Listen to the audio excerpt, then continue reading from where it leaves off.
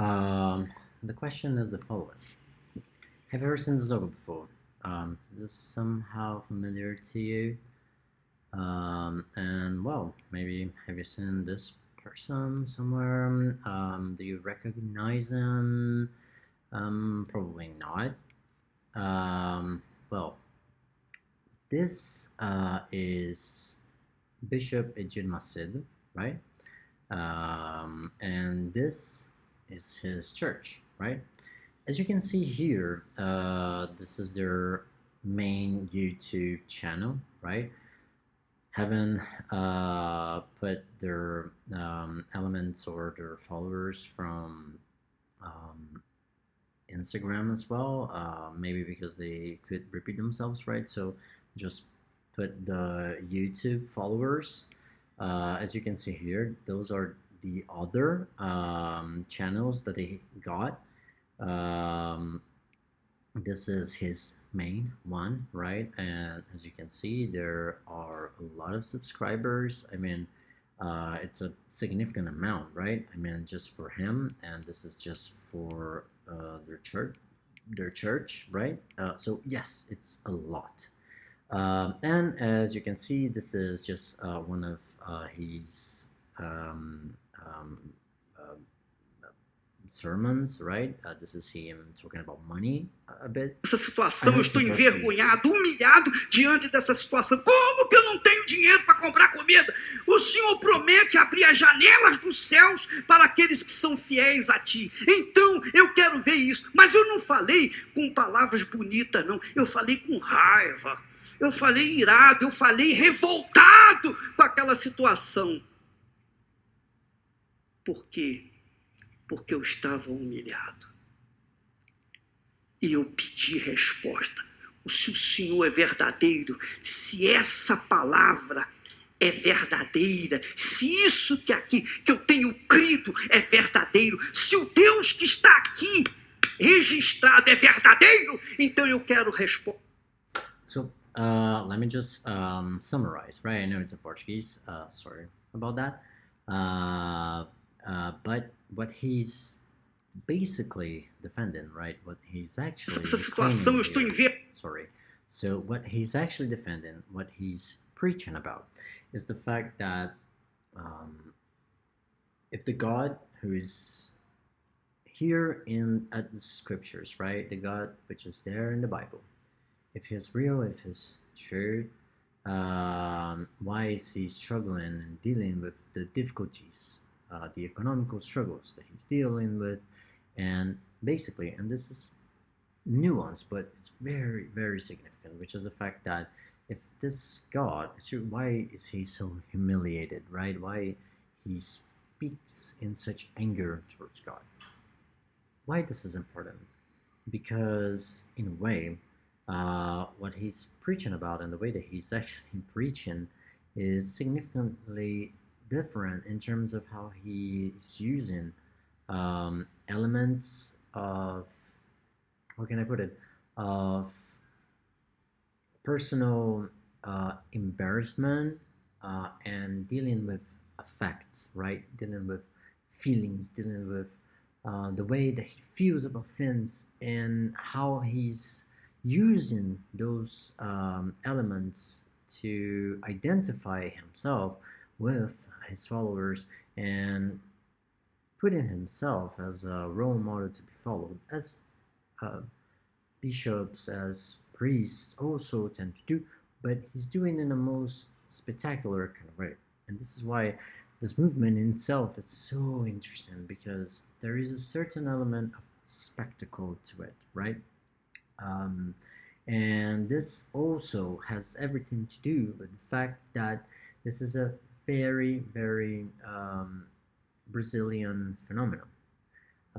The Universal, which is this evangelical church, it starts a movement here in Brazil, which earned them the title of Neo-Pentecostal branch or Neo-Pentecostal movement, right?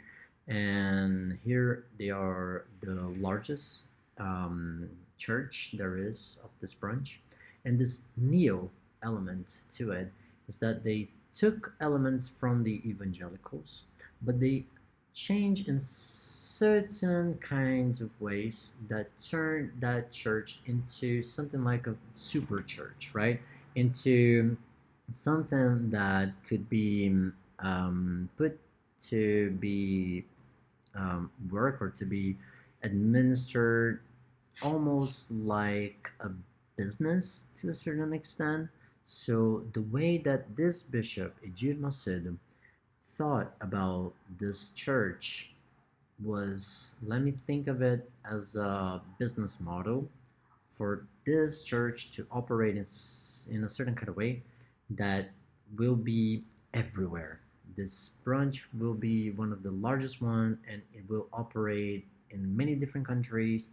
And this was thought out, this was planned out in a certain kind of way that it had to work in a very how can I put it, a very aggressive way, in a very straightforward kind of practice to branch out almost like a Starbucks or almost like a major food chain company would in a global scale and following elements from global capitalism, right?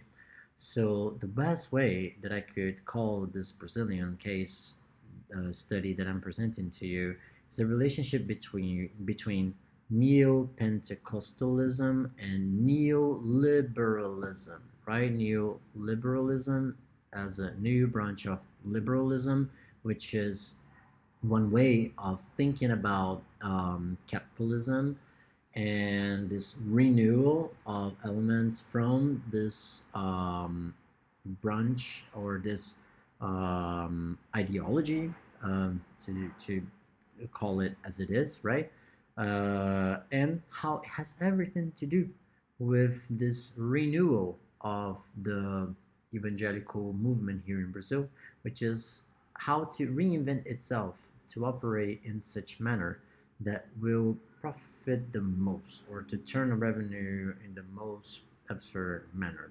So those similarities have everything to do with a certain mentality of how one can portray himself or herself to accomplish such endeavors, right?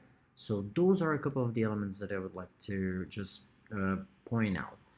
As you can see, this is one of their largest temples in São Paulo. You can see you can see people here, right? And this is literally the size of it. It's very, very impressive.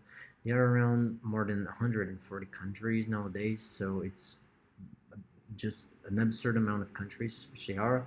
I believe this is their presence in Africa, right? But they are very international. This is one of their codes, but I think this one here takes place here in Brazil.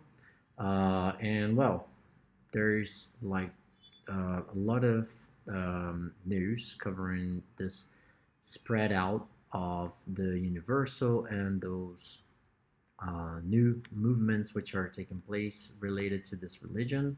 So as you can see, soldiers of Jesus, basically neo-Pentecostals, right? So people who believe in this evangelical, almost in a more assertive or more push towards preaching this to others, um, place themselves in a more radicalized manner, right? So they do torment other religious minorities in Brazil. There are confrontations which take place.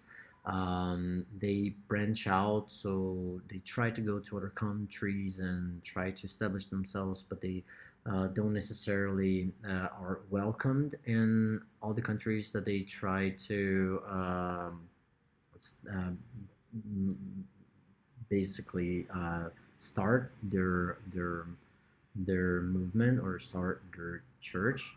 And this is something which is very significant, right? I'm introducing this to you, but mostly because I want you all just to realize that this church only became possible because when I said before that the state would fail to a lot of people in Brazil, and the church would become this extension of the state. What happened was that it became an easy competition for for different churches and different designations to fight for the community and to clash against each other and see who would survive this struggle and establish itself as the religion for that people. And this is actually quite important, and it has everything to do with the fact that they are very aggressive in the way that they do things. Why? Because everything is really planned to the detail. A lot of the information that we have, and this is very important, and no pun intended, not to demonize religion here, but they do help a lot of people. Don't get me wrong, right? I mean, they do operate where the state lacks and organize people to actually get medicine, to get help, to just uh, just find ways to deal with a lot of personal struggles concerning alcoholism, disease. So a lot of issues and suffering that people do have, they find ways to just be there for these people. And this is not something that we can take for granted, right? They do play a very important role, one which cannot simply be dismissed or ignored. And I think this is something very, very important and significant. Well, with that being said, I think that we can just uh, look to how this uh, how this church is basically present in many different countries, right? And I asked you if you perhaps saw this before, noticed this before, and why is that, right? Basically, because if you just Google or just take a closer look at this specific designation, you'll be able to see that unisocial, right, is actually universal, and they are operating in New Zealand as well. So here is basically their website. You can Google it and just take a look at it. And this is their address, but they are operating in different places as well. And I think this is very important, right? Like I presented to you, this is the Bishop Ejir Masid, right? And they do have a plan to be everywhere. So every single community where people struggle or find difficulty to establish themselves, they do offer this support. But the point is that they offer the support in basically in exchange for money. People do pay to participate, right? They do operate almost, and I'm sorry for being crude here, but it's almost like a Ponzi scheme, right? So there's something like the money which the followers give to the church goes right up to the top um, um, core of the church, or the responsibles for the church. So bishops like Ejir Masid, right? And they basically just organize and use this money in the best way that they can, but it's not something which is free or loose or pure and genuine as we would like to think, as we would think that religion would operate, right?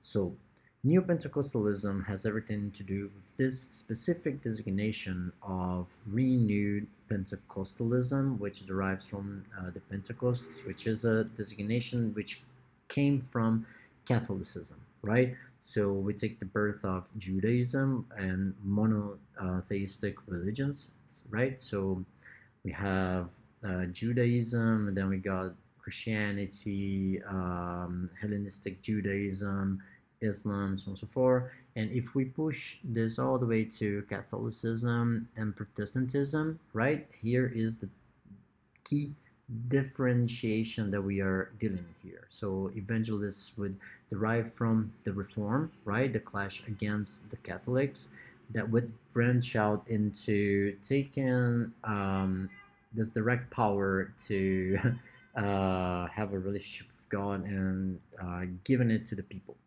The problem with this change is that by doing so, it diminished the centralized power that the church had in its hands, right? It gave it to the people the opportunity to establish their own churches and different designations. But what happened was the following, and this is why it's so crucial. In places, peripheral countries like Brazil, this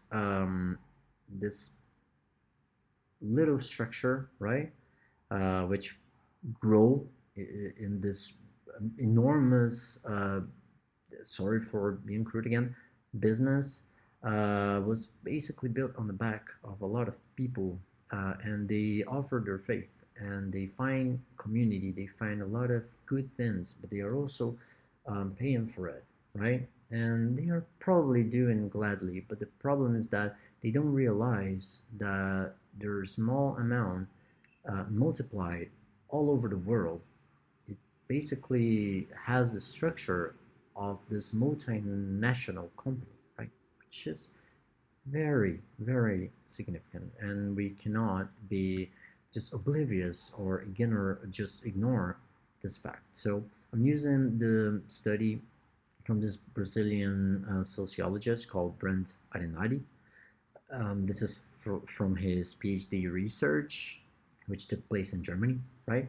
But basically, he talks about how in the past 40 years, you can see how religion became a key factor to a lot of political movements, right? And Christian Pentecostals and Islamic movements are playing a significant role towards the economical and the geopolitical elements which are driving our reality nowadays, right? So this proliferation that we see of Pentecostalism has everything to do with peripheral countries and poor countries, and how people who need the state to operate the most find in this para structure, right? Find in church ways to consolidate or to find means to what they basically lack, right? For what they actually need. So this is something that it's very important for us to consider. As a religion, right?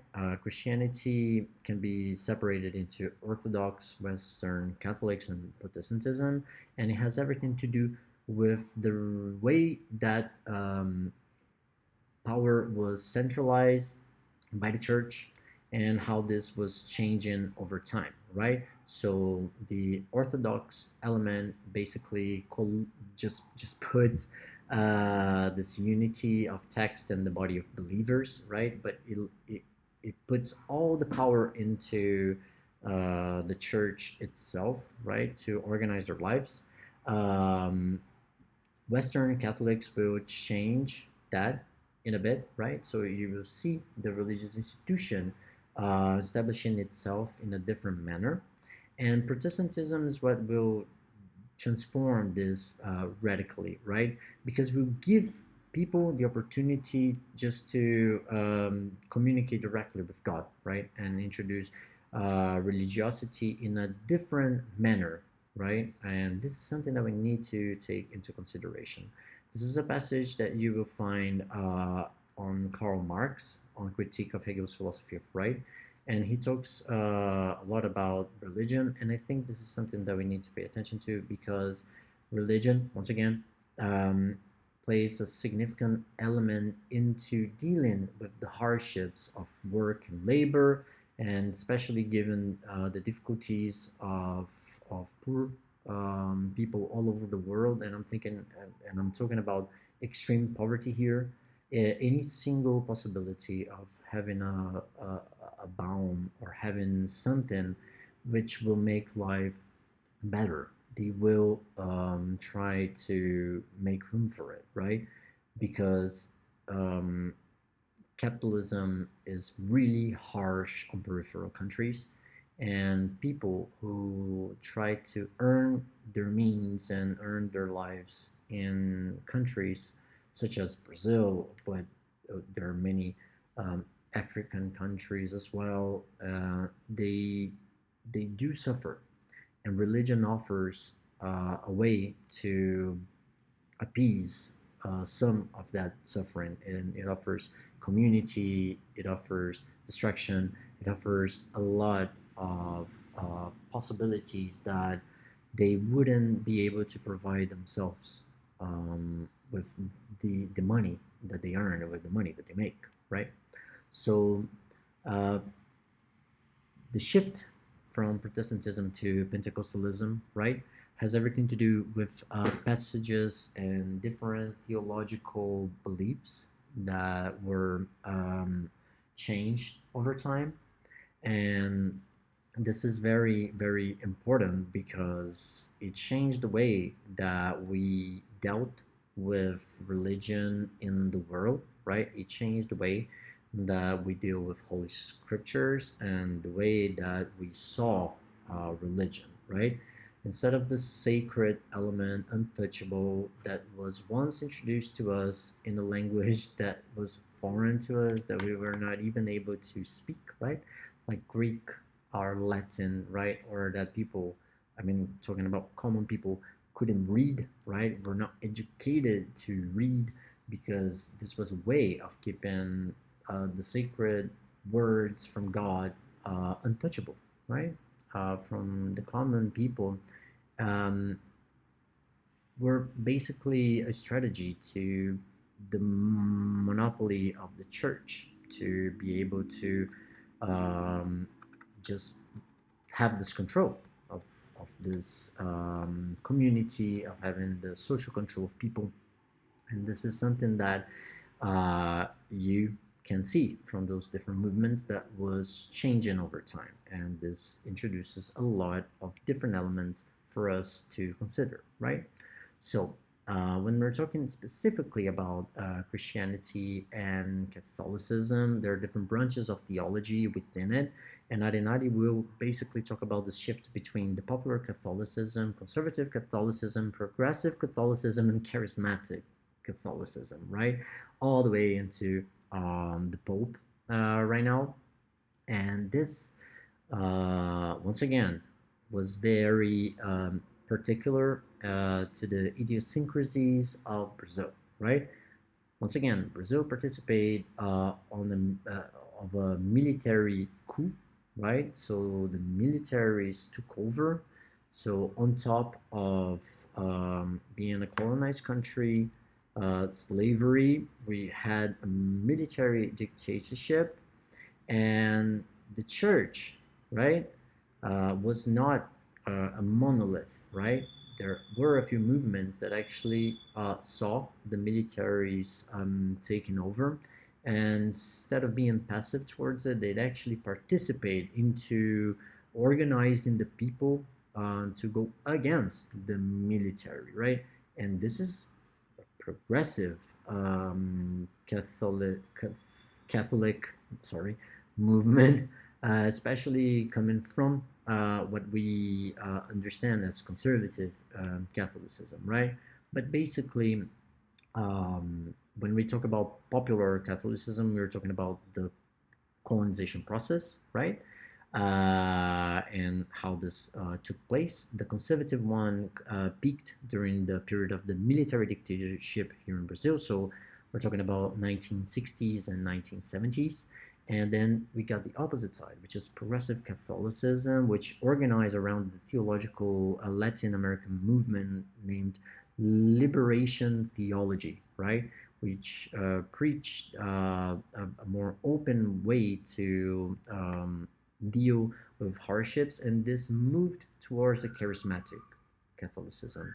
And this shift from the progressive Catholicism to charismatic Catholicism permitted the neo-Pentecostals to establish themselves, right? And this, in a way, it's a symptom of the Brazilian situation, right? This, in a certain kind of way, flourished in Brazil because of a lot of economical, local, geographical, and social elements that converge to make this into a reality, right? So there are other shifts that took place, right?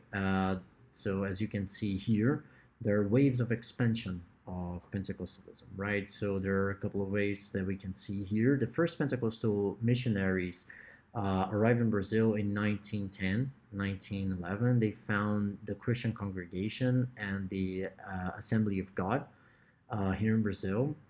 But this dynamic of expansion, right, it didn't stop there. And this is what Arinari introduces to us. The second wave is the charismatic Pentecostalism, which is marked by two important features. Influences which extended beyond the boundaries of Pentecostalism.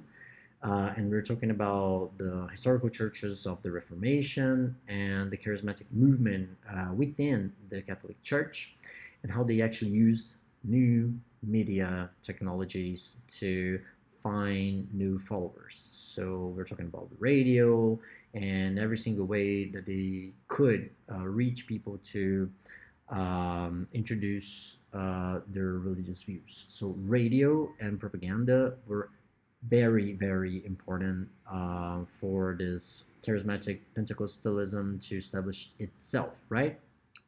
So radio was crucial to become this means of propagation and to introduce the notion of divine healing, right? Which is a very, very singular or a very, very particular element of this expansion in Latin America, Asia, and Africa, right? So we can see people speaking in tongues. We can see divine healing also participate in elements like this introduction of the church. And then we have this third wave, right, of expansion in the United States, which is the mainstream church renewal, and how this third period of the Holy Spirit, right, introduced itself to the 20th century in a certain kind of way, right, which is basically when you could see this movement of evangelicals now having TV channels and preaching on the TV, on late hour TV, and so on and so forth. And those elements were basically what allowed the format of neo-Pentecostalism in countries like Brazil, right? So in a way, we can say that there is something profoundly Brazilian about neo-Pentecostalism. Nonetheless, the Brazilian case reveals something which is very, very important, which is this is nothing but a symptom of neoliberalism. And neoliberalism is an economical element which happens all over the world, right? So neoliberalism is a symptom of globalized capitalism. So in a certain kind of way, people organizing themselves in order to deal with the harshness of capitalism occurs in a certain kind of format, right? And church, it's a way of structuring this group of people who don't have the means or the power to fend for themselves, right? So in a way, this church is also a product of the socio-economical structure that was established. And it comes from the peripheral countries, mostly because this is where people need the state to operate the most, but they struggle because they're poor countries, right? So they don't have the means for it. With that being said, right, the Brazilian twist of neo-Pentecostalism is basically directed to this belt of protection that people established to themselves, right? So what we can basically see is that they are growing more and more, and this is nothing but an strategy of survival against everything that the wealthy class in Brazil did to harm these people, right? So I'm talking economically, I'm talking politically, and in a way, this is how they found ways to organize themselves and struggle against those who were oppressing them, right? In a very straightforward manner. And here in Brazil, another specificity is the fact that there is a certain process of modernization, right, which is called peripheral modernization, and the riffraffs here in the country. And it has everything to do with the fact that the project of modernity, specifically here in Brazil, it took place, like I said before, not in a secular manner, right? So even the progressive movements occurred within the church power and within the discussion of power. And I'm going through all this lens just to introduce to all of you that the difficulties and the elements that we deal with those models is that they are important to the people. Nonetheless, they also shape the future of the country in terms of every every single individual that was marginalized, that was turned invisible, or that was ignored by the state, found within religion a way to make their voices heard, right? And this is something that we need to take into consideration, right? And now they are participating in the political life of the country as well, right? So they elect a lot of representatives to participate in Congress. They played a significant role into electing the far right in the previous elections. So that's the thing. So the fact that they were so ill treated in history, and the fact that Brazil got used to naturalize inequality, uh, made that or turned that into a consequence of itself. So when we're talking about the process of peripheral modernization, it has everything to do with that, right? This mass of disqualified, excluded, or simply sub-integrated capitalist social class comprises the structural riffraff on the periphery that has gradually ceased to be a characteristic marking countries of the so-called third world to also show the dark face of capitalism in Europe. But that's the point, capitalism everywhere, right? So this group of people, right, which is ignored or which is put to the side, excluded, right? That's the thing. They are structural consequences of these globalized system of globalized capitalism. And now what we are dealing with is nothing but the consequences of this. So let me just push a bit forward, right? So in a way, when we are looking at Brazil, and this is Chico de Oliveira's point, he's another sociologist, right? He calls Brazil's a platypus, right? Because it basically accumulates so many exceptions that it's a bit difficult to deal with. And this is something that we need to take into consideration, right? So we're talking about patriarchal power, how it took place in Brazil, how we see the oppression of minorities being naturalized over time, how we establish cities over this systematic exclusion of people, and how we normalize informal labor, and so many exceptions that we turned into a commodity, that it was profitable, and this also gave room to this Keynesianism avant la lettre, right? So this most advanced form of capitalism, right? Which allowed people that were invisibilized to be commodified, to be turned into a commodity, and people make a profit out of it, right? So dealing with difficulties and dealing with situations which are so harsh, every single possibility of finding a way to enchant the world will provide a bomb, right? And this is a point that we perhaps can consider here, right? So why perhaps Brazil is the largest Pentecostal nation right now? Because this magical view of the world reintroduces a possibility for those who have none. And this is something that we need to take into consideration, right? So when the far right introduced itself as a relevant power, it was basically because they could hear what these people were claiming, right? And they mobilized those narratives which were already there, right?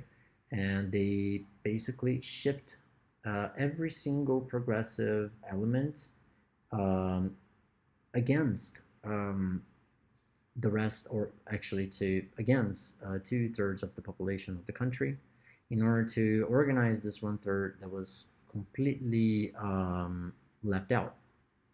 And what happened was basically that they shift the narrative and control negationism, or they basically control a certain type of narrative that could allow people to go against what would be their best interest. This is not necessarily something new. This is actually something far, far old. And this is something that we need to consider. And this is why, if we remember one of the most famous passages from Karl Marx, we can basically see that there's something quite significant about that passage on the opium of the people, right? Religious as the opium of the people. He was not being crude. He was not being brutal against religion. Usually, people use this passage as Marxist being critical about it, but his point's much more nuanced and profound. Um, what he's actually saying is that people's souls are being under dispute, right? And when they are just too tired, religion can present itself to man. And basically, religion is also a symptom of man. And we cannot ignore that, and we cannot diminish that, because the state, the society produced religion, which is an inverted world consciousness, because they are in inverted world. Religion is the general theory of this world. It's encyclopedia compendium. It's logic in popular form. It's spiritualist point d'honneur. It's enthusiasm. It's moral sanction, solemn complement. It's universal basis of consolation and justification, right? So it is the fantastic realization of the human being, because the human being has attained no true reality. Thus, the struggle against religion is indirectly the struggle against that world of which religion is the spiritual aroma. What he's saying here is basically that religion offers a balm that makes people normalize the harshness and the contradictions that they deal on a daily basis. And it prevents people to actually organize themselves in a different manner. So the problem with religion for Marx is just that it allows people to sustain the harshness in the way that they are, instead of actually organizing themselves towards something else and trying to find alternatives to the oppression that they are suffering, right? So if we take that element in itself, we can understand that the word opium of the people has this double meaning, right? It is a drug which numbs, right? But it is also a balm, right? So this numb that people can feel because their lives are harsh, right? Makes them blind to a certain way against such contradictions and the oppression that they live, but it is also a bomb against them. So the problem is that people do place their hopes, place their dreams, and everything to God, hoping for a better life in the future, instead of trying to find a better way to accommodate further hardships right now. What is so interesting about about neo-Pentecostalism, right, is the fact that they understood that criticism and they say that people need to have a better life right now. They cannot wait for it, right? So they find ways right now to make a better life for everybody. So this is the website of São Paulo's University of São Paulo, specifically of the Institute of Psychology, which I'm part of it. This is the laboratory that we organize to just investigate impasses of neoliberalism and the transformations from it. And there are a couple of very important elements for us to consider when we take a closer look at neo-Pentecostalism as a symptom of neoliberalism, which is the fact that there are a lot of transformations concerning how suffering was once a significant element of liberalism, right? If the worker is suffering, the employer, right, would do something for the employee to feel better, right, because he needs to be productive. But now, under neoliberalism, suffering, it's also a responsibility of the employee. The employer has nothing to do with it, right? So if you are suffering, you need to find a way to solve this. And this has everything to do with the last part of our discussion, which is capitalism, which is Mark Fisher's capitalist realism, and how he introduces those notions in this more philosophical debate, but in a crucial manner for us to realize how religion also can be turned against people and be used as an instrument for capital. I will continue on a last video.